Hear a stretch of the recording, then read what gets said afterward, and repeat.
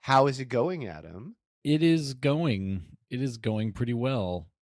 You're looking very trim, very fit. Thank you. I'm trying. I'm trying to Yeah, be a trim fit person. I'm going to more jujitsu classes, which is good.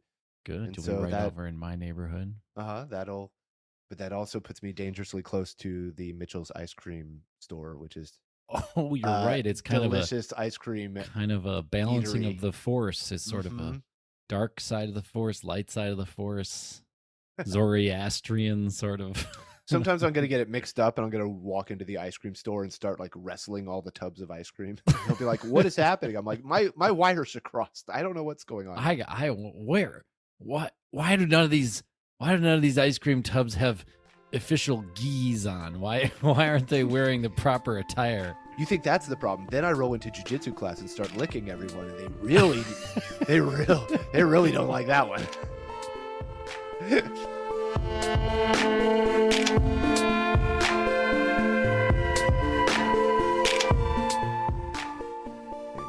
How are you? I'm doing okay. What? I'm doing great, actually. You're doing great, actually. Well, I'm working on a feels bunch like it of needs stuff. to be justified. Well, we just started summer break. I have basically 12 weeks off. Oh, right. You're a teaching person. a So teacher, it is now Yeah. vacation time. I'm basically I get paid this whole time. Okay. And I do almost nothing. All right. I have colleagues who are working a little bit. They are teaching like 1 or 2 classes. I'm only teaching 1 class. So I still am working, but I'm just working very little. So you're trying to create a jealous pod where I'm just jealous of you all pod. And that's the energy I put into the microphone. People should. Being a teacher is really cool. Even if I actually don't even believe in summer break. Mini solution. We should get rid of summer break. Year-round school? It's stupid. Yeah, year-round school. I'm on board with that, of course. I've been on that page. I would say maybe even keep the same amount of time off, but spread it all out so that it's, Well, here's the secret. Like, I found out when I went to Japan, obviously. Well, when I was in high school, I went to Japan, and then again after college. But they have year-round school there, and I was in the education system both as a student and as a teacher. It's great. I am a big fan of it. There's less learning loss, less time spent reteaching what was taught to catch up. And like you were saying, if you stack up all the breaks in between, there's actually more time off. I think there was more time off. Yeah. Oh my God. Well, that's a lot. Yeah. Because it was just more time off, but it was spread out. 2 weeks here, one thing there. Here's a holiday. There's a holiday. Month off. Give them 3 weeks off at Christmas and 2 weeks off here and 3 weeks off there. Yeah. And maybe honestly, a month off in the summer. Give them June off or July off or whatever. That's fine. Summers off are great if you are a parent who's also a teacher. But if you're a parent who's not a teacher and your kid has the summer off, now you're like, oh, whoa. Right. What do people that's a whole nother for childcare during the summer? It's weird. Yeah. I don't even know. I mean, I think people are just latchkey kids, right? They're just like left at home. So I'm in this right now because I have a 10-year-old. And so a lot of it is looking for after school camps, activity like day camp, not after school, like day camps or activity, things that basically take the place of school during the day for a short. Whereas the government could just provide school. And then you wouldn't have to do any of that. Yeah, but people would be like, "No, it's so horrible. Now we have to go to school year round." I'm like, "You're doing that anyway. You're subsidizing it yourself, right?" But they could even make months of school like just summer camp, right? They could just be like, "Oh, we're in our June term where we just play and have fun all day." Yeah, that's fine, but just make it part of school. Like, just make it something that's July is robotics July, and we're all doing amazing Or you can choose; it's stuff. an elective thing, and you can either go do football camp for the month, or you can do robotics camp for the month. But it's school; it's public school, and the government provides it, and then now all the kids get it for free, and you don't have to scramble. The parents don't have to like scramble and assess where are you going to do, what are you going to do. It's just all baked in. As it is, I can't believe we don't do this. Actually, no, I don't either. But as it is, it seems like summer is created so that we can like, so that it's there as kind of like a way to give back to teachers or some random thing, because it's like everyone's like, oh, we know teachers' job is so hard and stuff, so at least you get this break instead of like fixing conditions and or raising pay and or doing the things that would make a hard job. Give them a summer. Yeah, they're just like, well, now you get a summer. You just get you get time off, which isn't helpful. Bad. And also, like, it's, I mean, inside and out, it's just not good. I don't like it from any. And people get mad at teachers and they go, you don't even work part of the time. They use that to justify things, and then, it's just I don't see a lot of benefit in the summer model anymore. Me neither. There you go. Solution done. Welcome to Solutions, okay, everyone. Mini solution done. We solved it. We should definitely get rid of summer vacation. Even if there is summer school, it should just be conducted as school. And students should all be expected to go to it. And they can choose whatever activity they want to do. We just lost all of our K through 12 listeners, by the way. No, I think they'd like it because they can still do all the things they do in summer. Because it doesn't have to be like studious, academic. But if you brought it up, the positioning of it is you lose your summer and you have to go to school year round. You can't sell that. It's a hard. That's a hard sell to kids. I mean, well, kids don't get to be in charge. That's true. That's why. Unfortunately, no, I think that's pretty fortunate. Also, I think you're underestimating, right? I think a lot of kids, like, again, I think this is like a privilege thing, right? Like kids without privilege will probably be like, this is great, like low key, this is awesome. But then kids with privilege would be like, no, when I'm in summer, it's just fun all day long because I'm rich, like I have enough money and support by my my family to kind of have a great summer. Maybe. But I mean, also those richer kids usually get better school experiences.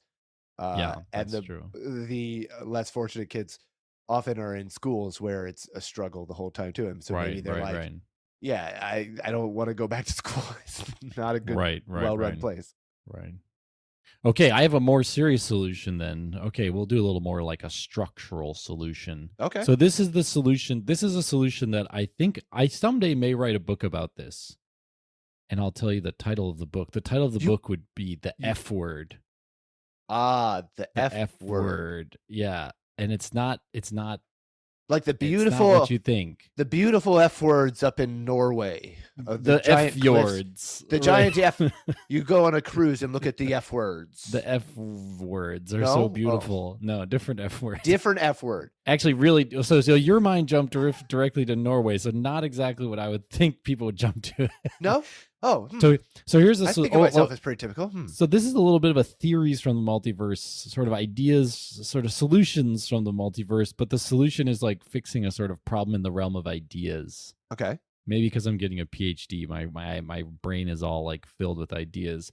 I've always struggled with the conflict, the kind of apparent dichotomy or conflict between capitalism and socialism, right? That's the kind of two buckets. Everything can kind of be painted with those, broad brushes. Give everyone the stuff versus transaction. Make everybody work for the stuff versus kind of tax and sort of even out everything for everybody, right? Okay. So I've always thought that this was like a stupid distinction, but I never really could put my finger on how to clearly like solve this problem of like this dichotomy. But I think I figured it out, and so I'll propose it as a solution today. Okay. And it has to do with the F word, which the F word is feudalism. That's okay. That's the F word. That would have probably been my third guess. Yeah. I will admit, I had a couple others in front of it. Okay, but yes. And I'll tell you why it's called that. But basically, the solution is instead of being pro-capitalism or pro-socialism or anti-capitalism or anti-feudalism or anti-socialism. Instead, I think we can all come together, mostly, 99% of us at least, maybe not the 1%, but 99% of us can come together and agree that we are all anti-feudalism. Oh, okay. I was running in my brain just looking at the hallmarks of feudalism, and I was wondering if this is where you were going. Yeah, we don't want feudalism. We're anti-feudalism. Yeah, that's the constant fear common of ground. Random people on horseback coming in with swords to get you. That's right. It's just I don't want that. Game of Thrones, we all want to not let Game of Thrones happen. You know? We don't want Draconis or whatever, the flames of the dragons to come down on our heads. One day, just a lady with dragons shows up, and then it's for no reason. Bye-bye to the old ways. We didn't do anything. Yeah, exactly. The sept will be destroyed, right? What do we do now? Oh, whatever the lady with the dragon says. Okay, yeah, that makes sense. Right. I've been watching this show, by the way, The House of Dragon. It's real good. Really good. Are you watching the first season or the second season is coming out June 16th? Okay. So I just finished the first season. Yeah, I saw the first season back when it came out. It's pretty intense. It's good. It got slow start, but then man, in the middle, it really takes off, and then it just carries through all the way through to the end. I feel like that's how Game of Thrones was too. Like they have to do a lot of setting, like table setting. You know, they got to introduce you to introduce all the people, who they are, their relationships with each other, and then they can start like knocking over dominoes. I mean, later. in Game of Thrones, I felt like you were though intrigued with every new character. With this one, you were like, you kind of were thrown into the middle. Like the first scene is like a hall full of like the main characters, and you're like, oh my god. At least in the Game of Thrones, it's like, here's Sansa. Like it just follows her for a little bit, and then it's like here, and you kind of get sort of brought, and then they're in a room together, and you're like, oh, I kind of know who these people are. So yeah, it definitely got a little bit like throw you in the deep end, but. Well, but the first one, they're like, hey, here's a brother and sister. You know how brothers and sisters act? Not so fast. No. I bet you didn't know how these brothers and sisters act.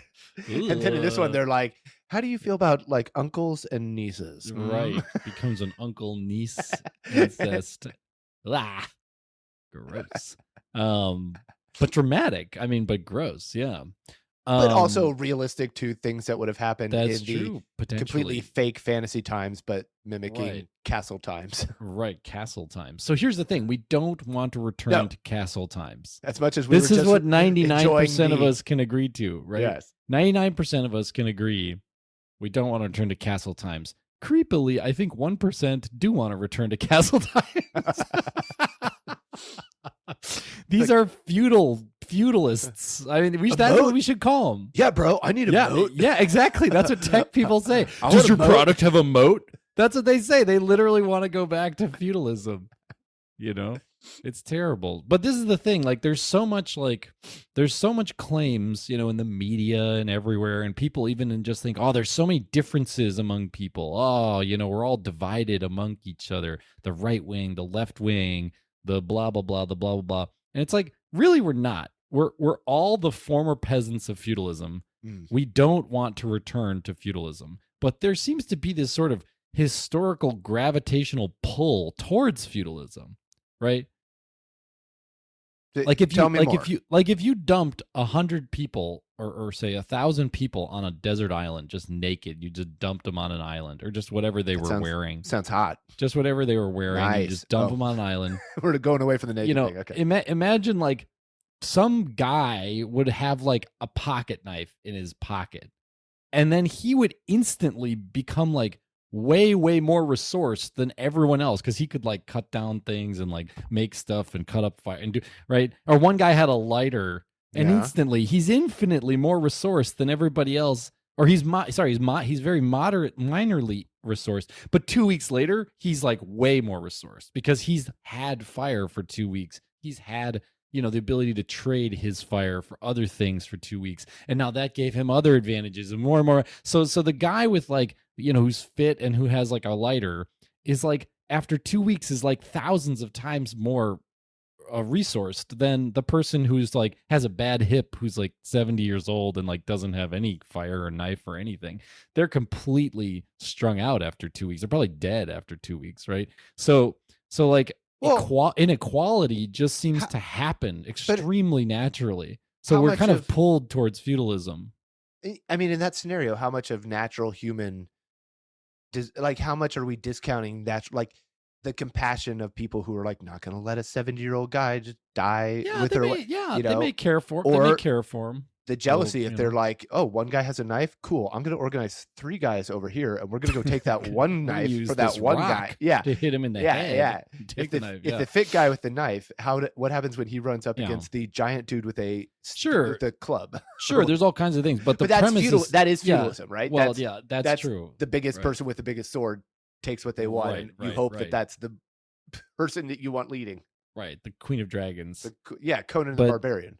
But I think my point is just what's called the Matthew effect, which actually comes from the Bible. It's come from the Bible, but it's a psychological. I bet I know which book. Sociological term. Which one? Do you Leviticus. Think? Leviticus. I was going to say it sounds like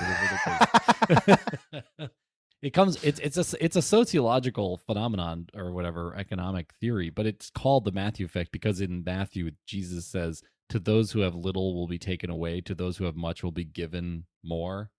Okay. And that's so there's this principle that if you have a teeny weensy advantage over time that will exponentially become stronger. So teeny tiny advantages actually become massively huge advantages in the future. And if you have teeny disadvantages, they become like deep, horrible disadvantages over time. So say you have like a speech impediment, but then throughout your whole life, or we're not in a speech impediment, doesn't matter too much, but say, yeah, you can't speak very well. Over time, you'll be put in the slower classes and people will kind of, maybe they'll shy away from you in social settings and you can't build the relationships you need. And then you can't, in the job interview, you're stuttering and people don't want to hire you. You can't do all this work. And then you make money way less. Maybe, other things happen. So it has all these negative effects that kind of cascade. Sure. I've seen, if you've ever seen those graphs that sometimes they put a graph out of like linear versus exponential growth. And they're like, here's what it looks like if you just get 1% better every day, Right, and it's like it's a little thing that goes up a little at the beginning, but then it just shoots up near the end. You're like, oh, right. Yeah. That's, and then, likewise the worse. If you get 1%, if you let things slip 1% every day, right. At the beginning, you're not going to notice that big a deal, but over time, it compounds. Huge. Yeah. And so, so what's interesting, so here's an interesting fact. The extremists of both left-wing and right-wing claim that we are headed towards neo-feudalism. So this is what's called the horseshoe effect. But in a way, it's a kind of positive horseshoe effect. So usually the horseshoe effect is considered negative. The extreme right-wing and the extreme left-wing are both totalitarians, right? In this case, it's actually kind of a positive horseshoe effect. The extreme left-wing is like, hey, we're headed towards like a corporate technological surveillance neo-feudalism. Right. And the extreme right wing is like, we're headed towards also a surveillance corporo government big brother type totalitarianism. Yeah. So, and they both are like, that's bad. So in a way, this is almost like a positive horseshoe where both the extremes are actually pointed in the right direction, away from feudalism. Like we have two sets of police watching for certain aspects of it, but they're watching for opposite aspects. But with both of those things guarded, we have like a better. Well, it just points out that middle. I just mean isn't it weird that the extremes agree on that feudalism is bad? And in a way, I think we should all agree with that. Like feudalism is bad. We shouldn't move back to a world where 1% of people own everything. The government is really just private property owned by the wealthy. The law just works to preserve the class of the the wealthy. You're trying to describe a situation that we are not currently in? I know exactly right. We're moving very rapidly towards this. That sounds this. very much like I know. But if we could set aside, I think these what are called Manichaean, these sort of false duality. No, I know. Yeah. Between the fake capitalism and socialism. Oh. I thought you meant the fake people that wear the clothes in the stores. The Manichaeans? Yeah. What? Oh, you mean... Sorry. You mean mannequins. Yeah. Those ones who are like, look at my cotton pants. Wait, you go to stores where the mannequins talk to you? And their heads are like tubes. Like they're just like tubes. They're always like weird looking. Well, we have to go shopping really together. Where are you going? Have you noticed that mannequins are like waif-like thin? They're so thin. They're basically stick figures. I'm not checking out mannequins out. No, actually, I have noticed the opposite. I've noticed that they have more like, I've been seeing mannequins that seem like they have realistic body types, and I'm like, okay. Have you seen some badonkadonk mannequins? I mean, I don't know badonkadonk, but I've definitely seen people who are like thick. It gives you a better idea of like what's this shirt going to look like on a real body, instead of like, the shirt looks great on an amazing looking figure. Of course, everything looks great on hot people. That's how that works. I'm just pulling up the company Muffin Top Mannequins here. Yeah, they do have some pretty realistic looking. Oh man. Look, that's an idea. If that doesn't exist, you're telling me there aren't stores that would be interested in Muffin Top Mannequins? It is helpful. It is helpful. Well, now they're going to do all the stuff where they just scan your body, and then AI just shows what the clothes look like on you. You put a pair of sunglasses on in the store, and you can see in the mirror like yourself wearing whatever. Or just look at the mirror, and then the mirror has a camera, and then boom. Oh, perfect. And then what I can do is I can turn the dial on the glasses and be like, now I'm definitely going to lose 50 pounds like next month. So let's see what that would look like. And then you go, You're like, oh, look There at you that. go. Who is this little McSteamy boy in the mirror now? Hello, sir. Oh, McSteamy boy. That's We're my old Grey's Anatomy popping I back like in it, for I my like brain. it. I like it. So wait. All right, so you dragged me way off Manichaean. feudalism. The Manichaean. So Manichaean dualities, false dualities. Yes. And they're used to pit people against each other who don't realize that they're actually kind of being deceived. That actually they share much more in common with their opponents than they think. Okay. And that's what's happening right now in our society. So the wealthy and the kind of the media are, not intentionally. I think they do it kind of accidentally because it sort of sells newspapers, right? It kind of drives clicks and attention to create sort of outrage and wedge issues. You're constantly looking for wedge issues, like abortion or like whatever, to drive people apart. But really, like the biggest, like, what's the opposite of a wedge issue? A hug issue. A hug issue. The hug issue. What we need is like big hug issues. And I think the ultimate hug issue is like feudalism is bad. We should not return to feudalism. And I just find that so. I find that it just warms the cockles of my heart. Just not to going realize, to feudalism? Well, just to realize that, like, we don't need to fight about capitalism and social. Actually, this is the interesting thing. There are elements of capitalism that lead to feudal relations, hierarchical, dominance and submission type relationships, right? If you work at a corporation and your boss can just tell you any day to do like any task and you have no say in that, that's feudal. That's a feudal, that's infoffment.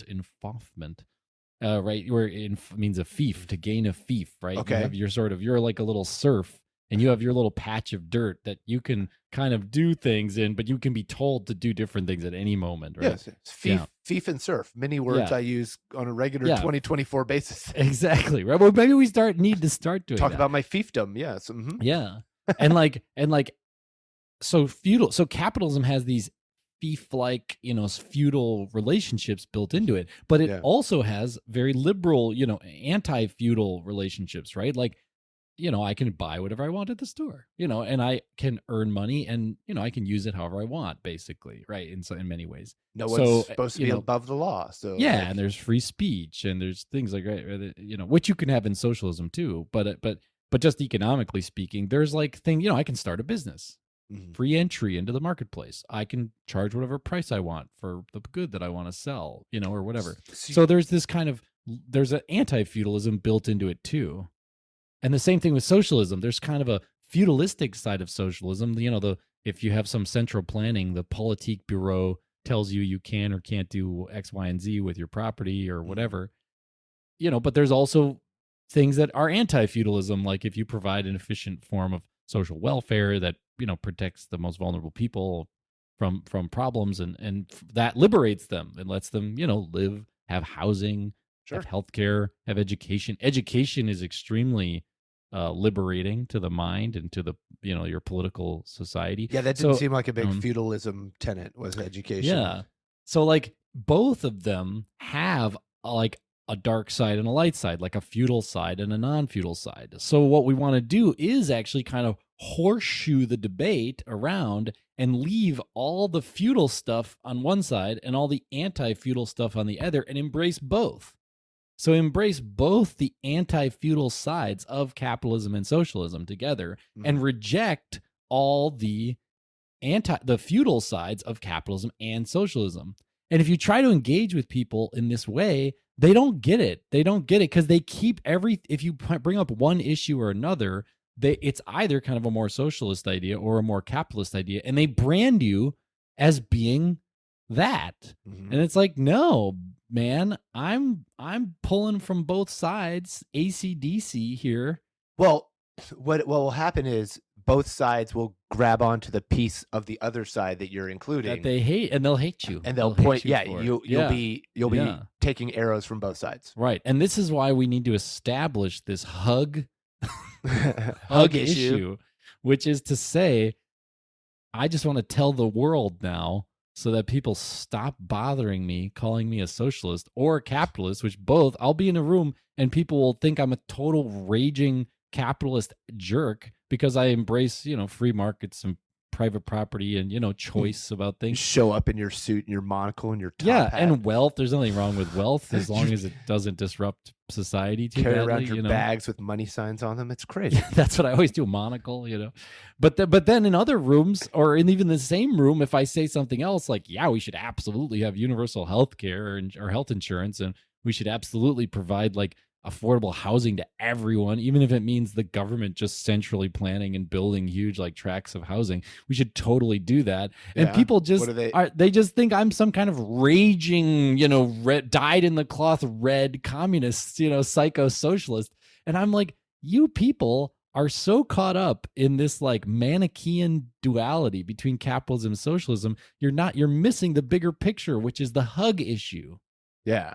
The way to keep it together. We need to prevent feudalism from reemerging in history, which it is like on a just hell bent on doing that. Do you know who feels like the new like hoper, like the people crossing their fingers hoping for feudalism to come back? It's not the sword people now. I feel like sword people are like a niche, just people who watch the Highlander TV show or whatever. But I think the new guys are like those super militia dudes, the militia people who are like, I need to carry my machine gun into Subway because I have the law that I can. And you're like, yeah, you can. But I mean, what are you doing? Like those guys. I feel like those guys are the people who are more likely to be like, yeah, feudalism sounds good. We have like how many bullets? Okay, good. Let's go. Like they're itching for some sort of a weird tussle, I feel. They are. Well, they're using the boil the frog method, right? That they're just, chiseling away little by little every day. No? What? Oh. The feudalists, yeah, the kind of the 1% and stuff. They would never be like, okay, everybody, overnight, boom, line up. We're taking everything. Right. But they're like, we BlackRock went around and bought 500,000 private single-family homes over the last 6 years. Do you think... like, what are you guys doing? That's crazy. Do you think that it's like an intentional thing that's happening where people are like, this is what we're trying to do? Or do you think it's like this creep toward feudalism that you're seeing is more of a natural? Okay. Yeah. I think it just happens like a gravitational pull in history. Yeah. Because just like the dumping 1,000 people on an island, and there's some people have advantages and they just naturally use those advantages. And in a way, it's not even their fault. Like they should use their advantages. Mm-hmm. The problem is when at a systemic level, right, you can look at it and say, this is causing unnecessary suffering. This is going to lead to a bad, it's what in software engineering, we call it an anti-pattern. And that's where you follow what seems to be the right thing to do, but that at the end of the day, it's actually going to cause negative outcomes. And so in software engineering, you identify anti-patterns early on, and then you avoid them. And that's what we need to do in society. We need to identify anti-patterns early on, say, this leads to really bad outcomes. So we're just going to, what's the German word is Abbruch. We're going to have an Abbruch. But in English, the word is like, we're going to interrupt. We're going to interrupt that anti-pattern early on and prevent it. Even though it seems to be like a good thing, it's an anti-pattern. Yeah. Okay. I'm for it. So like people will always criticize me because I'm living in this anti-feudal, I have a pure, undiluted anti-feudal ideology. If people think that I'm somehow straddling... You walk in saying that, those are your first words. You go, hello, I'm Adam. I have a pure, unadulterated anti-feudal philosophy. Yes. And so people think Everyone, listen. What? Yeah. No, they think I'm a jerk now. What happened? How did this guy... What's going on? But people think I'm a jerk because they think I'm one or the other. And if somebody figures it out, they think I'm straddling. They think I'm somehow like I have one leg like way over on one side and I have one foot way over on the other side, and it's like, you can't do that. And I'm like, no, man. That's a perfect position to get kicked in the nuts, dude. I know. I'm gonna get Rochambeau'd. But what I'm trying to say is actually my feet are right next to each other. I'm on the side of the line that is like, you can divide it one way or the other way, right? And you can either divide it socialism, capitalism, or you can divide it feudalism, non-feudalism, anti-feudalism. The problem is there's no great word for anti-feudalism except maybe like liberal, but liberal's been loaded up with all these different meanings. It's already so you can't use it. Opted. Yeah. So I just say anti-feudal because that's like you can't fuck that up. I mean, you can't. How do you somehow pollute what I mean, it's so obvious. Anti-feudal. You're trying to fight, hierarchies and stuff. Destruction of people's freedom, basically you're trying to prevent serfdom for the lowest rung of the ladder.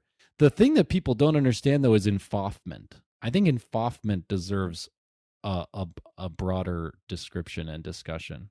What's infaufment? What do you think infaufment is, Scott? What do I think infaufment is, or what do I definitely know infaufment is? What do you definitely know it is?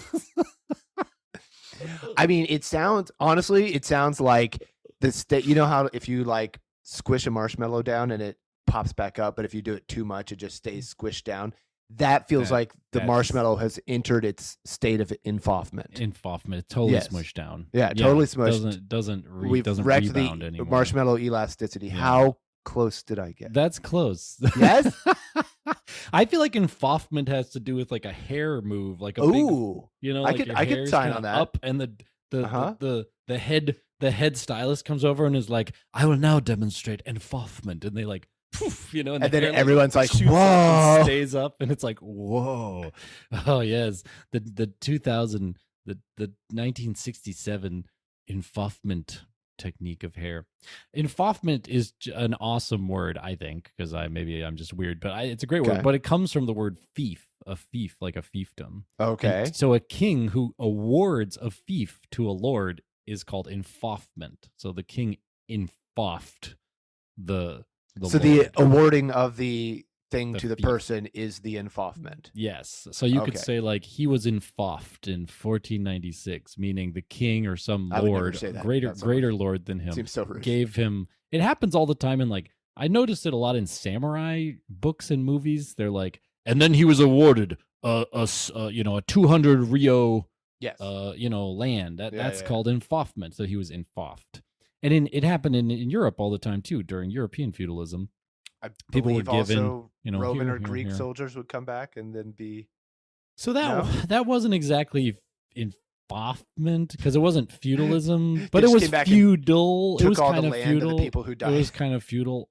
I mean, yeah. So that was in some way. That was sort of. I would call that like colonialism or like Roman conquering, right? A little different, but it's same. It is a feudal. You're right. See, that's the thing. We need to start seeing things as feudal, not feudal, rather than capitalist or socialist. And you're exactly right. The Romans coming back from war and giving the land to the citizens, and then the citizens taking that land and giving it away to various people. Not feudal. Is feudal. Is feudal. Right, because it's conquer and then power and no choice and it's hierarchical and domination and submission rather than trade and equal kind of collaboration, cooperation. I have a name for anti-feudalism. Let's hear it. Ledouf. Ledouf? Ledouf. Yeah. How do you feel about Ledouf? Dude, I think it's just feudal backwards. It's the word feudal backwards. Ledouf. Laduef. Ledouf. Let's bring it on. We can have Shia Ledouf be the perfect. Shia Ledouf can be the spokesperson. Oh, now that does sound like a Saturday Night Live character where it's like he's just like a doofy version, an even more doofy version of Shia LaBeouf. Like Shia LaBeouf comes out, is like, "Hi," and the guy Shia LaBeouf comes out, is like, "Hi, I'm Shia LaBeouf." that could sustain moderate laughter for 2.5 minutes. That's a perfect that's all SNL needs. Yeah, there you go. There's so much funnier stuff on TikTok and Instagram now. Oh my God. And YouTube. I just die laughing.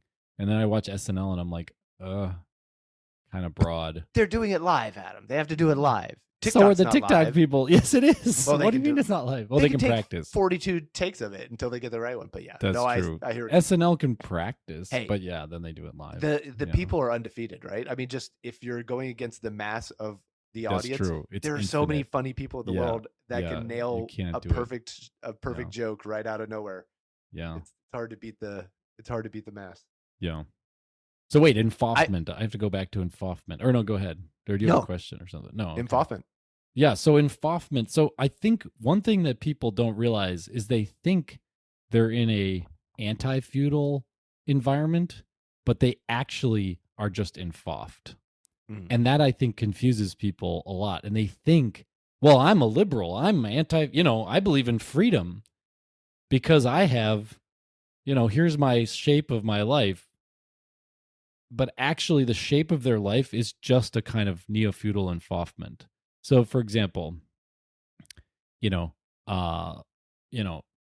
work for a major corporation and you're like a VP of something. Whoa, there's like nice. 10 other, yeah, now I just got a promotion. This is great. Big promotion. All right, let's talk about my compensation package. So you're like the VP of something, and there's like dozens of other VPs. You're like in the management, hierarchy. Right. And like you have virtually no accountability. You're never going to be like fired, but you're also like not really producing anything. You just like make plans and sort of manage a few other people and that's like most of corporations. Sign me up. That sounds all right. Most of corporations are just these sort of people who are just like there. Yeah, I think that's true. Most of corporations are people. Yeah. Oh, I see. Yeah, and so they think I'm operating inside of a free market, sort of free society. Yeah. But the reality is they're just involved. They just have this little plot of like corporate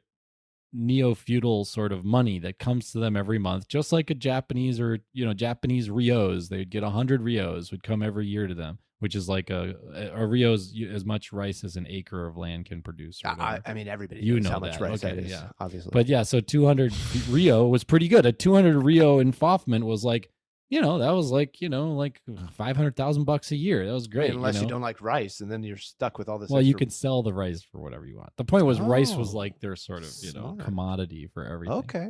Yeah. Smart. I thought just the richer people had to eat more rice. No, they just used Rio as a sort of, Rio was like a big denomination of money almost. You could say like, how many Rio is this? And then next thing you're going to tell me they use something like cigarettes as money inside of prisons. That's crazy.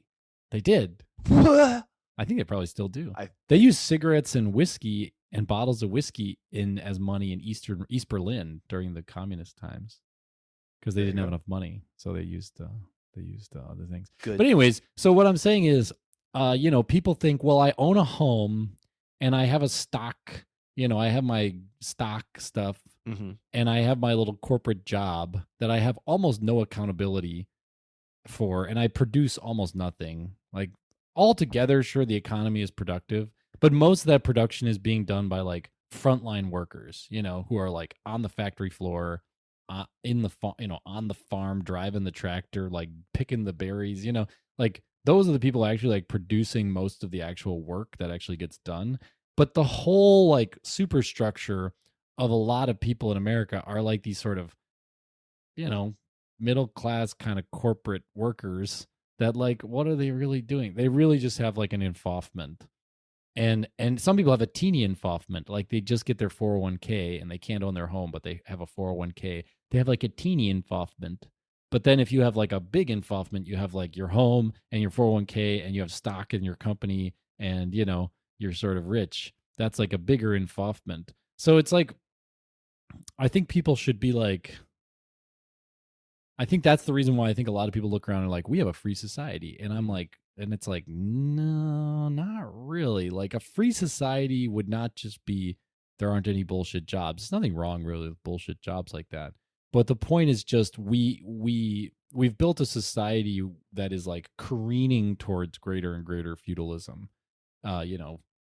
Concentration of land ownership, concentration of wealth, concentration of stock ownership, concentration of everything is going into fewer and fewer people's hands. And everybody knows that this is not something new to say. But I think what's new is to fight back against the discourse whenever people want to devolve the discourse into socialism or capitalism. Yeah. Instead, we can fight them and say, look, those are just like two shades of like, these are just two shades of colors. But actually what we really care about, the actual thing that matters is, are we moving towards greater feudalism or greater anti-feudalism? Right. It's kind of what this podcast's ideas actually are all about, I think. Okay. Pretty much every single idea has to do with either improving health or reducing feudalism, like going against feudalism. Moving against the grain toward a hopefully better future. Yeah, more free. Yeah, more free, less hierarchical.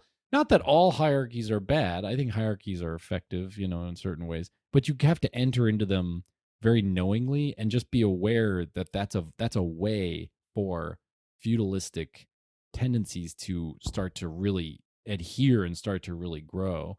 And so when you engage in like highly hierarchical stuff, you have to be like, is this for the good, or is this just kind of like enforcing the power of the most powerful people? See, this is weird because I was going to suggest we start moving to a system every episode where we draw from a hat and see which one is the podcast lord and which one is the podcast serf, and then we follow those that role for the recording of the show. We have a chance to go the next time, but let's do it. We need a totalitarian sort of grip on the conversation, I feel, right? Yeah. Like you know what this is called? Equality. We have way too much equality in this podcast. You know what else this is called? I think this is kind of what Karl Popper called the open society. So he tried to say there's open societies and closed societies. Okay. Because he was trying to also transcend this idea of like socialism and capitalism. The Blues Traveler. He played that song, right? The which one? The harmonica song. Give you the run around. I don't know. Never mind. I'm doing a bad bit on the idea that it's John Popper instead of Karl Popper. Oh, John. I didn't even know John. Do you know Blues Traveler? I know the song, Run Around, but I don't know that. It's a deep John cut. Popper. No worries. No, Karl Popper, the Lutheranized Jew from Austria who John Popper could be a Lutheranized Jew. I don't know. I don't know his background. It's definitely not the same guy. Plays a mean harmonica. What are you gonna do? I don't think Karl Popper played harmonica. You don't know this. That's true. Totally I don't know. guessing. But he strikes me as a non-harmonica player. What years was this guy active? He fled the Nazis in the 30s and fled to New Zealand. Okay. And so then he lived there for a long time. Those are some long trips. From Germany to New Zealand. That. That's a long trip. You got to probably need a harmonica on that trip. But he wrote a book called The Open Society and Its Enemies, which is not a good book. I read it multiple times. It's not good. Why are you reading bad books multiple times? My PhD is based on one footnote in the book. One footnote in the big book. So book that you've read multiple times. I didn't read it multiple times, but I've looked at it so much. I've read it once through, and then I've looked at it so many times. So I feel like I read it more than one time. But anyways, he wrote this book, The Open Society, Its Enemies. It's not a book worth reading because I think his fundamental theory is wrong, or his thesis is wrong, which is that all of Western civilization, all of Western philosophy leads up to fascism. I don't think that's true. And like he says, like Plato is a fascist, and I'm like, I don't think Plato is a fascist. I don't know what you're talking about. But he does create this idea of the open society versus a closed society, which does exactly this. It's kind of what I'm saying in terms of feudal society is like a closed society, and an anti-feudal society is like an open society. So we could use that terminology. We could say like we need to continue to make society as open as possible, meaning as anti-feudal as possible. Free speech, collaboration, cooperation, competition, equal people before the law, interacting with each other with, respect and, civility. Mm-hmm. But I don't know. It seems like that word open, it's almost like too new age or like too dissociated from like history to talk about it that way. I like anti-feudal better because it's just like, it says what it is. Mm-hmm. Everyone knows feudalism is like the lord on top, the serf down below, shit rolls downhill, totally unequal. All the wealth flows up to the lords. All the crap flows down to the, it's almost like the Lord of the Monty Python sketch where it's like, well, I didn't vote. I'm your king. Well, I didn't vote for you. You don't vote for a king. Well, then how did you know I'm king then? It's like fantastic. That sketch is like the perfect illustration of like feudal versus anti-feudal mentality. Would you go with the name Antifu? Antifu, because we've got Antifa. Well, that sounds like Antifa. Well, yeah, but what does that mean? Well, that's a very negative branding these days. Anti-fascism. I know, right? so it should be anti-Antifa. Foo. Foo. Feudalism. Anti-foo. It sounds like you're anti-feud. No. Anti-foo sounds like you're going through China with some sort of like you're just against kung fu. Martial arts that can trounce kung fu guys. Right. Or when it contacts kung fu, it explodes like antimatter and matter. Exactly. Yes, that's how martial arts work. Yeah. If you can give the reverse martial art move, you both explode. Yeah. I guess the solution for this podcast is just don't be feudal, everybody. Just that you don't have to, when you're facing this Manichaean distinction and somebody's trying to force the debate to be either capitalism versus feudalism, you can like pull back from that and say, like, these are not the droids you're looking for. You can just be like, no, I refuse to engage in that division between ideas. That division is an anti-pattern. It's a distinctive division, but it's an unhelpful division to achieve the actual beneficent societal goals that we want to achieve. If we want to achieve those goals, the dividing line that we need to always draw is this idea, policy, ideology, historical event, present day, current event, is it either pro-feudalistic or is it anti-feudalistic? And if it's anti-feudalistic, it's good. And if it's pro-feudalistic, don't do it. It's bad, or you have to be very careful with it. Like if you're going to kind of, you're going to be like, yeah, we're going to make this more hierarchical. Make sure you are going to end up on the winning side. Just make sure it's going to have beneficial outcomes and not be an anti-pattern that leads to this kind of slippery slope, into inequality. And not just inequality. I don't really care about inequality. I care more about the loss of democracy, the loss of freedom, the law, which too much inequality will do. So inequality in the extreme is bad for sure. But, inequality, somebody can be rich, somebody can be poor. Some people just want to like lay around and just be fine and eat pizza. Other people want to like bust their asses all the time and like achieve a whole lot of things. There's no real difference there to me. Some people can be from wealthy families. Some people can be poor families. It's fine. The danger is just if wealthy families start buying all the politicians and changing the vote, changing the way everything works so that there's not a kind of a fair play. So that's the solution for today. Let's do it. Anti-feudalism, everybody. Anti-feudal, everybody. Forget about socialism and capitalism. Who cares? Doesn't matter. Forget about them. Just forget. They're gone. Yeah. I don't even know. It's like, do you want to wear red overalls or blue overalls? Doesn't matter. The point is overalls. I don't want to wear overalls. Wait. Don't be naked. Don't be naked or whatever. Whichever one you think is anti-feudalism. Right on. Well, thank you. Thanks, guys. I like it. And I'm probably going to put this one out with very minimal editing because I was a late boy this week. So we're going to get one out. Very nice. All right. Okay. Well, thank you guys for tuning in. Thanks, everybody. And send us in your messages if you like this episode. As long as they're not feudal. We don't want any feudal messages. Not. Unless you're pro-feudal and you want to argue that. Then don't bombard us with, that is interesting. But I'm kind of thinking very few people are pro-feudal. It's a hug issue. You're saying there's feudal? There's very few. Okay, now I've run out of jokes. Clearly, I've run out of jokes. We should end. Those dolls. All right, guys. All right, take care, everyone. Keep it climatey. All right, bye.